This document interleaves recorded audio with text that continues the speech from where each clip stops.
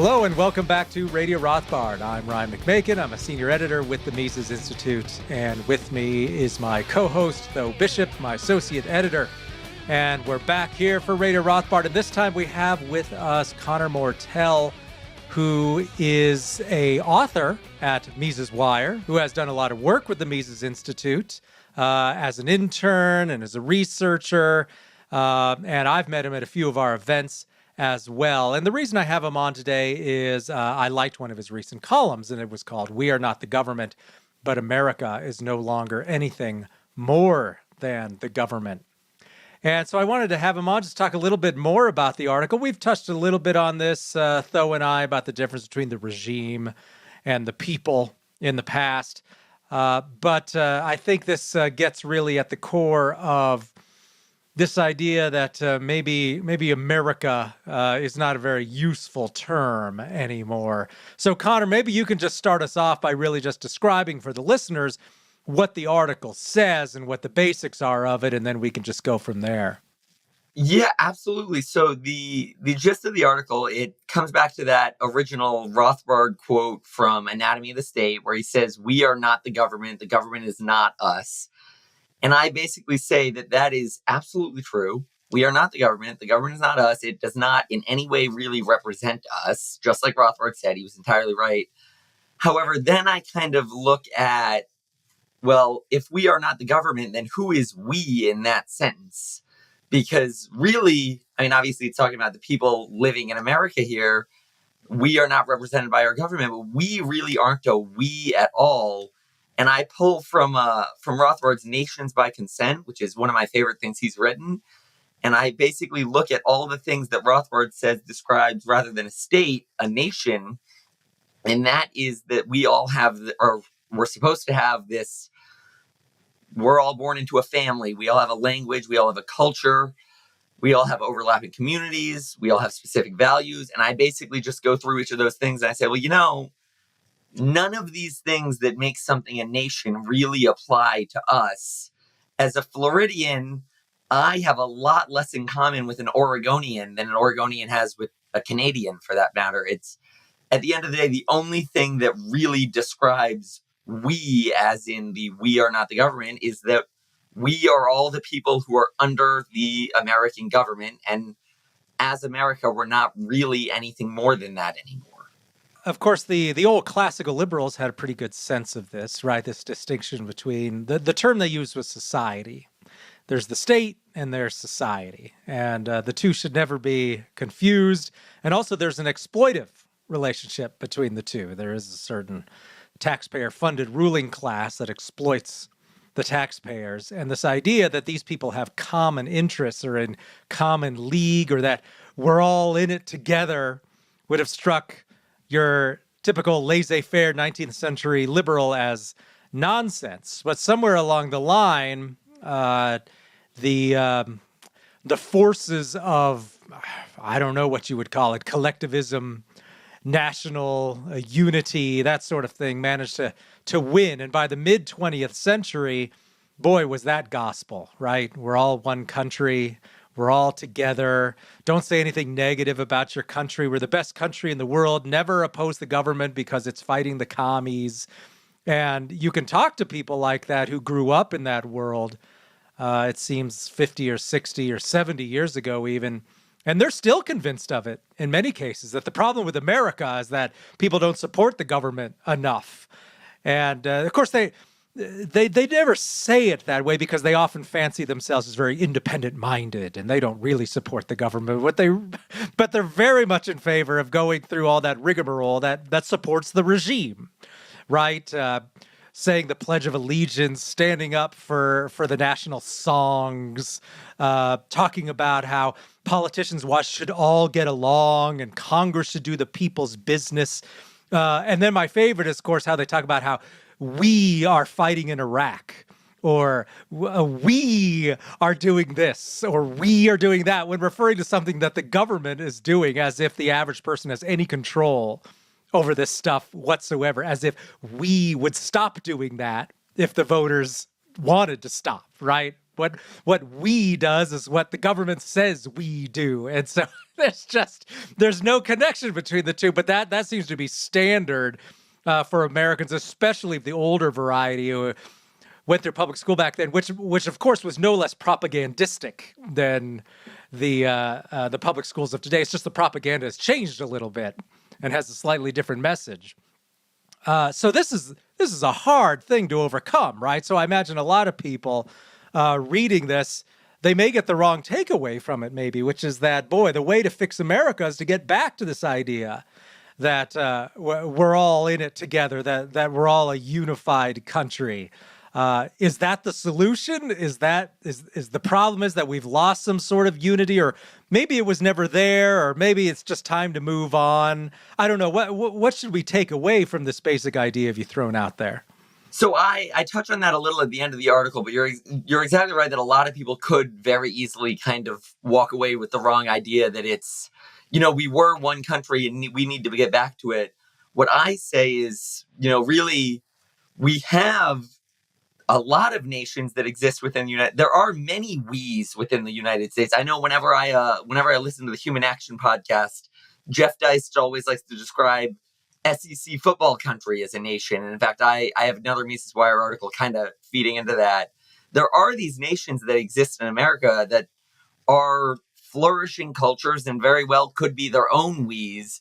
There is no reason to long for this we that is lost. Really, when you say what we have to look at and what is that solution as we look at the kind of fading of this one national culture, the solution is to go to Mises.org and buy Ryan McMaken's new book, Breaking Away. All you have to do is read it, and then our problems will be solved. I mean, honestly, that would solve everything. I've never found a problem that a Ryan McMaken book can't solve. But no, seriously, at the end of the day, there's no reason to long for a culture that doesn't exist anymore when there are perfectly flourishing multiple cultures that could really break up and break into their own pieces and flourish on their own. We should be feeding into those existing nations by consent as opposed to trying to find one that is a long time gone. One of the interesting points there is that you state right there is, you are suggesting that one existed. And I think that, when we talk about people from different generations that may still cling on to this very romantic notion of, let's call it American nationalism, right? That sort of very nostalgic, we are one people. Because you see this kind of embodied within a certain element of even like the younger right to a certain extent. And I think one could argue that in spite of America's historical differences where, colonies themselves were originated with different motivations around them. Obviously, you had a very stark contrast in southern and northern and western states for a variety of reasons. Within that 20th century, right, you really had a homogenization in many ways of very key cultural institutions. I would argue very much for the worst, but I think they were effective, right? The consumption of news kind of been consolidated down to three major networks, right? And so when Walter Cronkite told you that's the way it is, people tended to trust it. And that's something where it didn't matter if you were in Florida, New York, California, or somewhere in between. You immediately had, you could talk to anybody at any water hole and talk about what Walter Cronkite said on television the prior night, and you would have that common language in place. The way that they taught history, right? A lot of this was, I think, a deliberate attempt to, again, homogenizing certain historical elements to try to overcome some of the issues in the previous century. I think it was purely propaganda, but there was sort of a proud national history. We were proud of American companies. And American companies, these national corporations, were proud to be American, right? There was this, I think, two-way street. And this might be a little overly romanticizing, but I think this is what people are evoking when they have that sort of nostalgic kick. Of course, this no longer exists, for reasons that you've mentioned, right? The destruction of any sort of fair, universal consumption, be it of news, be it of media content, right? There's very few movies, there's very few television shows that don't disproportionately, maybe not geographically, maybe not state by state, but very much, your traditional conservative family tends to view TVs and movie content that are very different than your average progressive college student, right? And so this, I think we can, the elements that make up small talk, which I think is one of the most vastly underestimated, underappreciated aspects of civilization, right? It's, you have the weather and what, you can't even really talk about weather now because of climate change, right? There is no national small talk that really exists anymore. And I think this is fueling this polarization that's playing out politically, that is amplifying some of the things that you touch on with your article. Again, outside of National Election Day, right? Just about every other holiday is now a point of political contention. Do you celebrate Columbus Day? Do you celebrate Indigenous People Day, right? There's multiple. This is happening in multiple different ways. That I do think this dynamic is different than it was, let's say, in the 40s, and I think that the mistake that some on the right have, perhaps having very romantic notions of, there's a desire, I think, on the right, that a sense of meaning, a sense of common purpose. I think there's some European countries that feel that they're being deprived of that. They're kind of getting sucked into like EU homogenization, right? So there's a reflective nature on the right to want to embrace nationalism in that extent. But it's within America, it's the opposite, right? American nationalism is EU nationalism on this side of the ocean. It's like there's this parallel world that I think can also be confusing on some people that are also trying to react to this, that might otherwise sympathize with some of our other critiques of the administrative state in some interesting ways. Well, let's talk about, what you hear from people. You were a UConner. You were a legislative aide in the Florida House of Representatives from 2019 to 2021. So this is pretty recent. So this is post-COVID that you would have heard from the sorts of people who call in. Right. Now, I'm not sure exactly what sort of aide you were, but when I was involved with state legislatures, right, the aides, they had to do all that thankless work of like answering phone calls from constituents and arranging community meetings and that sort of stuff. So you ended up hearing from regular people a lot. And what did you hear on that? Was there a sense of separateness from other places, or was there a longing for some sort of national unity? Was there a sense that outsiders were somehow trying to exploit the state of Florida? There's here in Colorado, there's always been a certain outstate xenophobia, for lack of a better term, right? That Texans and Californians are ruining everything here, depending on who you're talking to. But I would say that there's no real drive for any sort of separatism in this part of the country. But what are you hearing? Just sort of incidentally, even when people don't really take it to its logical conclusion, just kind of what are the sense did you get from your work in the legislature? I will say that the people who call their state representative are not the kind of people I would have described as normal people. However, I generally got, especially over the time of 2019 to 2021, because of course in that time period, Florida's governor took off a little bit. And Florida has always had a little bit of a Florida nationalism. We don't want people from New York moving here. We want Floridians staying Florida. We like to be our goofy Florida man stories. And especially during the time that Ron DeSantis has taken over, there has become a strengthened sense of Florida nationalism, because we really have found a state identity in this sort of let us alone or let Florida alone mindset. And I will say, generally, at least from what I've seen, the New Yorkers that are moving to Florida during the kind of DeSantis era are not the New Yorkers that used to be moving to Florida. It's not the New Yorkers who want, don't get me wrong, there's still plenty of these, but it's not just the New Yorkers who are retiring and coming to Florida. And it's also not just people who are really, they lost their job because of COVID, and COVID has an opportunity, so they're coming here.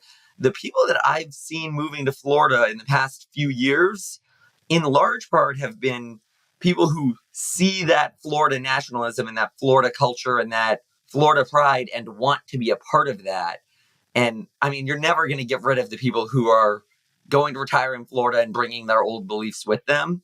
But I felt a shift more so that we have a lot more people who are coming to Florida to join the Florida experience rather than bring their old state with them.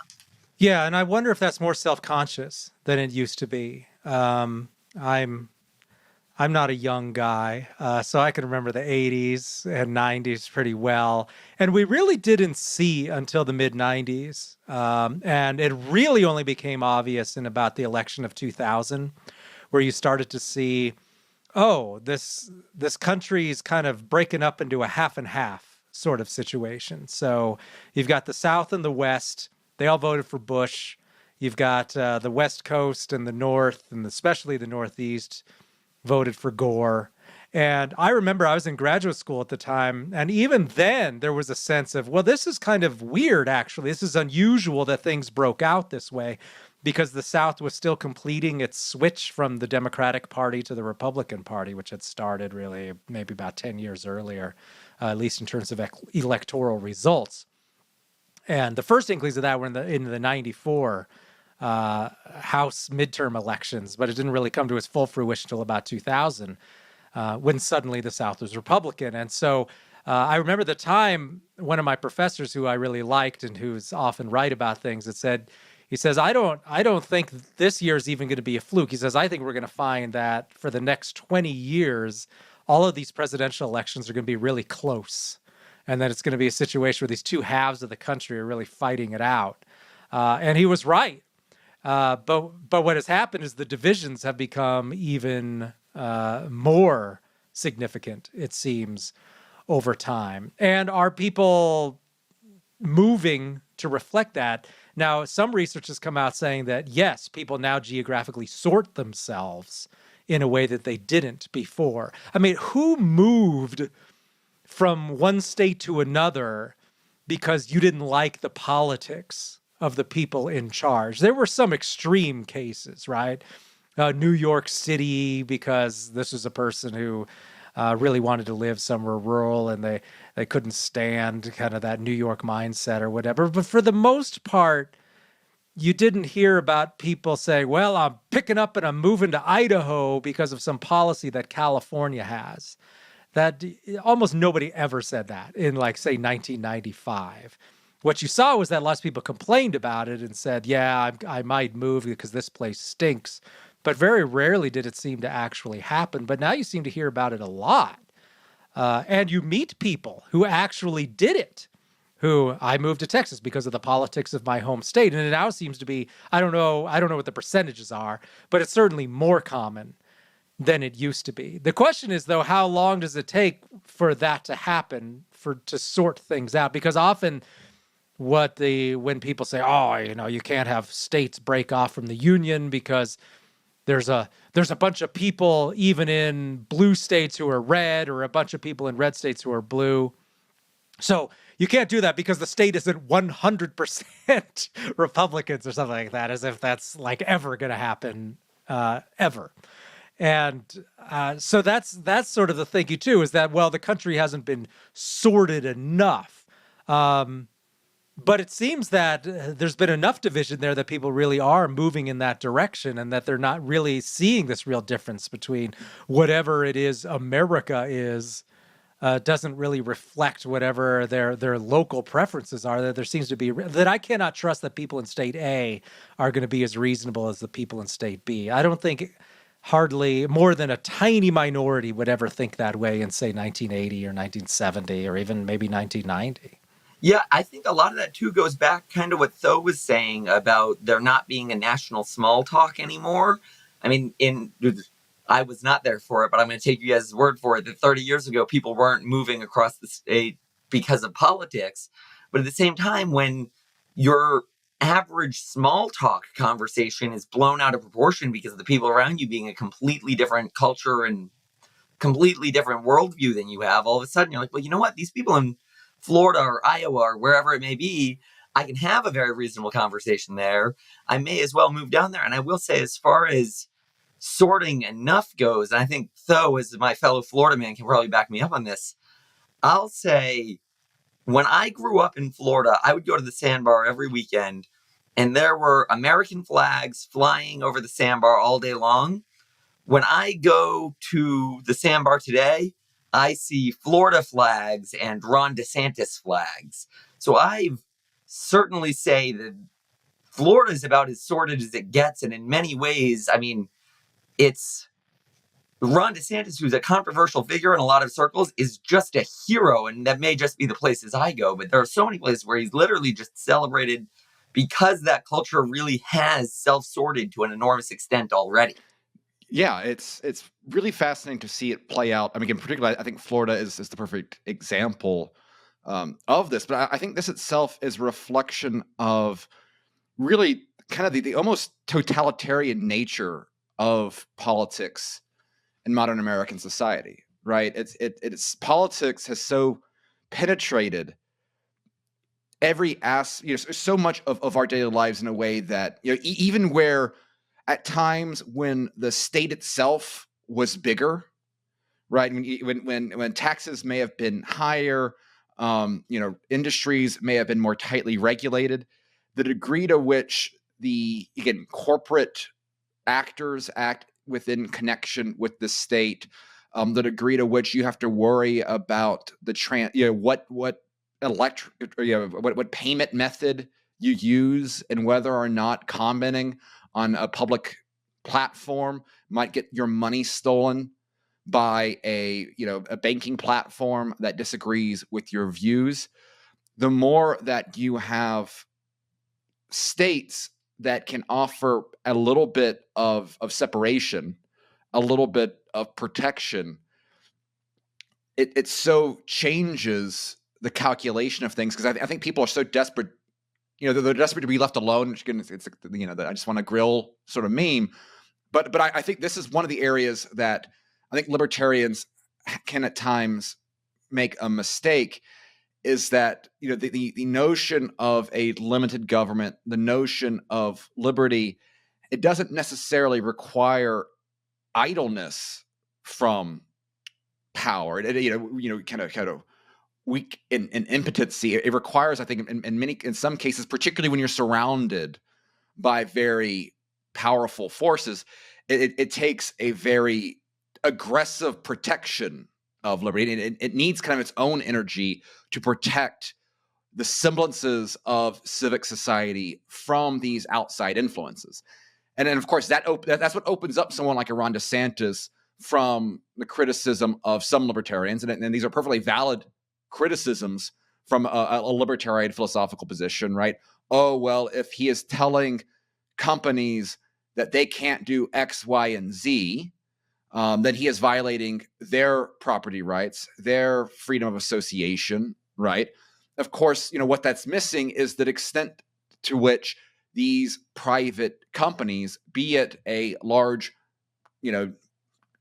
national, maybe multinational corporation, or even the little mom and pop shop down the road that's getting their entire viewpoint on this position from a talking head in DC and has been trained through, the university classes that have no impact on their ability to now make coffee in their day job, but they have been trained to simply respect figurehead from DC, and that is modifying the way that they are handling their business, right? If you're not able to kind of put a break on this, again, very totalitarian agenda within your state, then the difference between a state like let's say Ohio, or even in many ways some parts of even a state like Georgia, right? The difference in your quality of life of living in the city of Atlanta and living in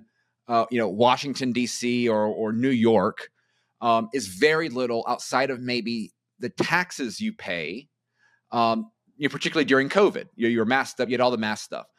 In Florida, it's precisely the fact that if you were in Orlando and Tampa, that Tampa and Orlando government was stripped away the ability to treat you like a citizen of Atlanta or New York. And again, this is what is creating these very difficult, these very interesting conversations, I think, particularly among libertarian circles, because we have right? Like, we have principles that we are very conscious of and not wanting to break. But I think that's precisely why a state like Florida, under DeSantis, within this particular moment in time, is such a vivid example of the relocation. Because I can tell you what, I've got two friends that heard me on a libertarian podcast and moved, within 3 miles of me in the last 2 years, precisely for the only reason being politics. And again, this is a very interested period of time. And there's other components perhaps that feed into it. Maybe it's easier to get a job, particularly gig economy stuff than has been before, right? There's a difference. There's an impact perhaps in real estate. You have a lot of people moving here from California because you can sell the same amount of house for about $1 million more in California than it takes to buy here. So there's other components factoring into this. It's not just the governor. It's not just politics, but it's also including the governor and politics.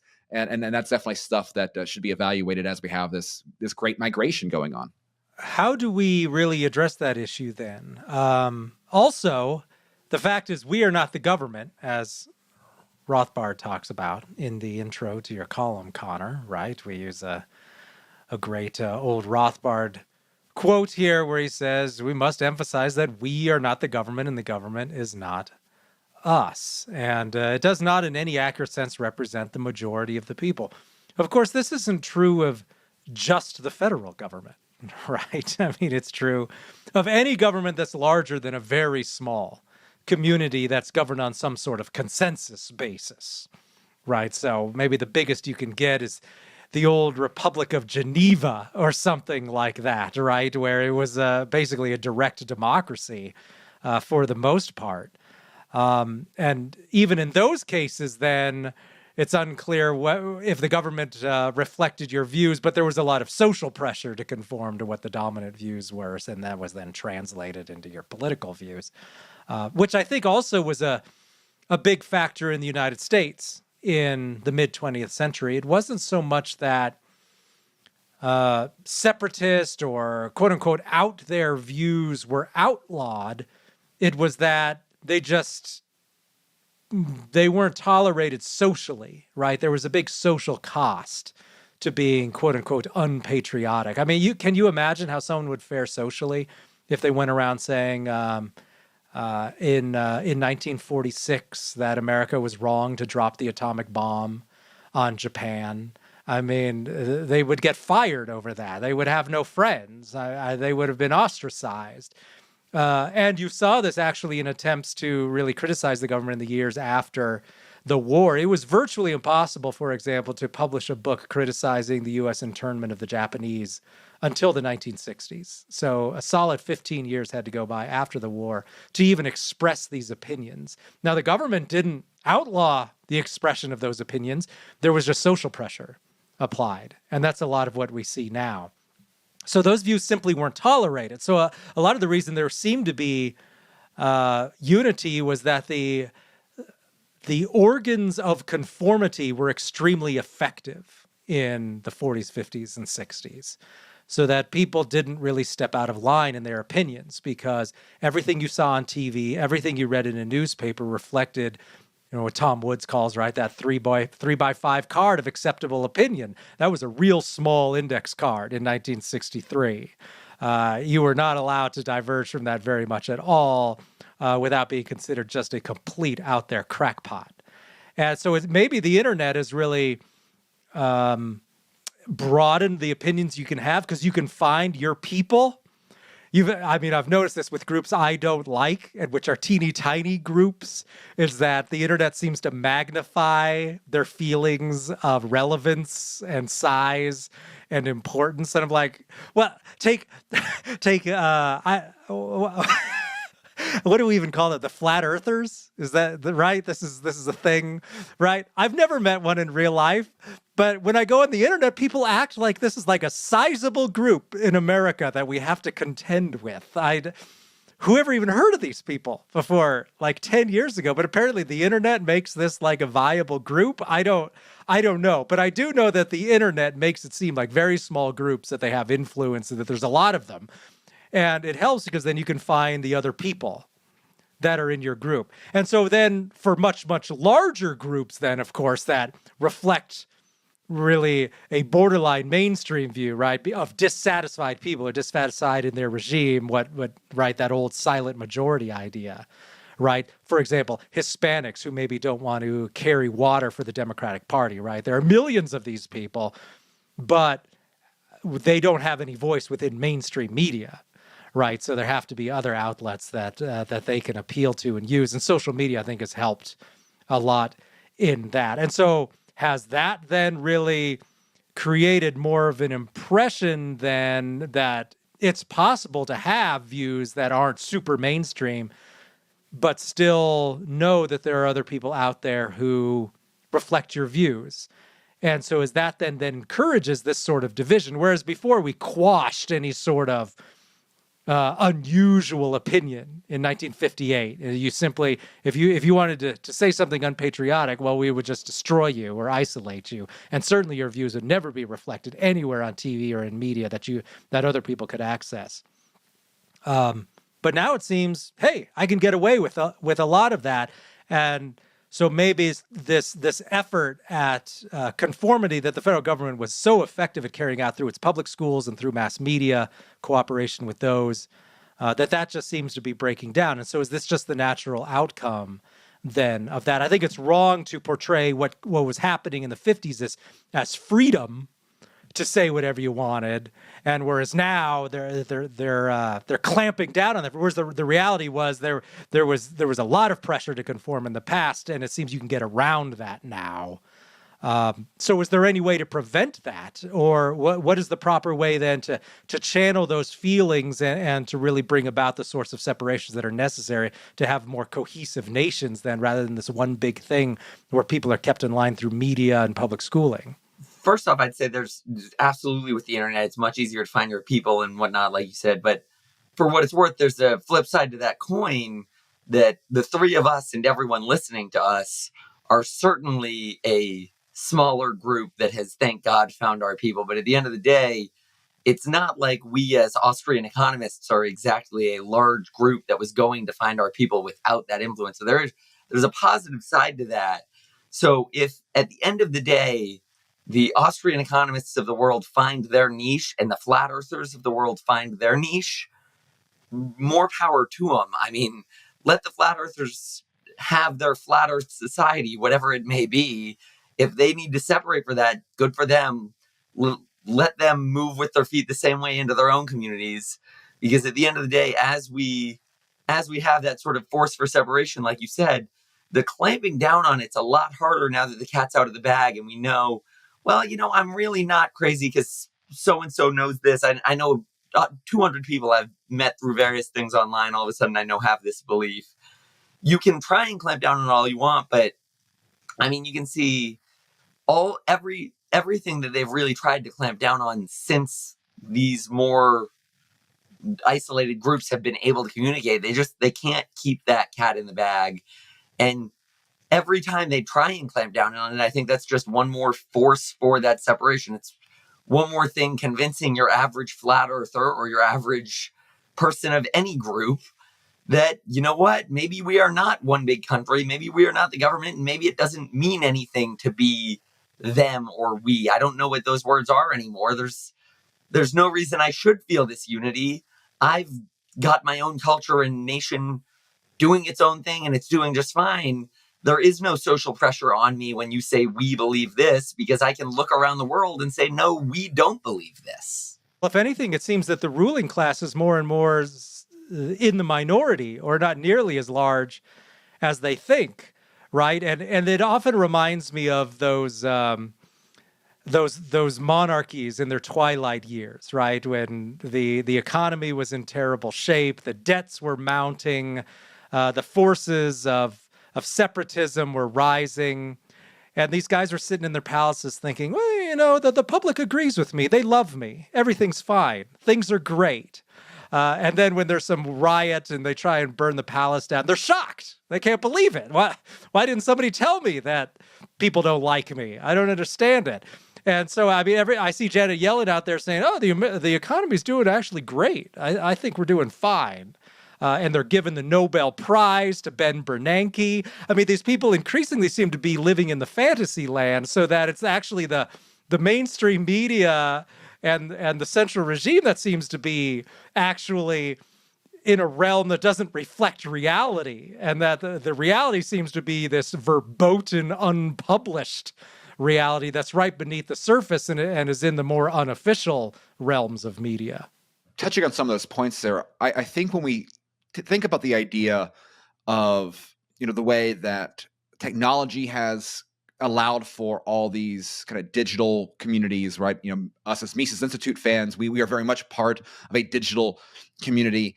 There are also limits to the purely online communities, right? It's not simply enough to have friends that you play video games with, right? You need to have real life friends in your community. There's something about being together. We are as social creatures that I think it is easy at times, and I think this is one of the problems that's kind of plaguing Zoomers and millennials, right? Is that so much of our world is online rather than the concrete. And so if we think about, I think that while we see, we're kind of in a golden age of theory, or, these kind of weird intellectual rabbit holes, be that on one side, flat earthers or hollow earthers, or whatever, that sort of sphere of things is, to, some really interesting political theory stuff, whether it's neo-reactionaries, whether it's whatever new breed of socialism there is, whether it's MMT, which has actually been able to translate this kind of digital, very online community into, some sort of unfortunately, very, very bad, even influence on public policy, right? If we are really going to see, I think, the building of the sort of societies that are strong enough to challenge the regime, or big enough to fill the void that a collapsing regime would fill, to kind of get us closer to that Rothbardian kind of notion of, the American Revolution as a war of independence, right? Of organized civil societies rebelling against a larger regime that had no longer served its purpose, rather than having on the other side a revolution of sorts where you have a complete leveling of civil institutions, and then you have kind of society hijacked by a bunch of isolated lawyers from Paris that are able to kind of utilize their kind of close geographical proximity to perhaps kind of take control of power and do really, really bad things in their own right.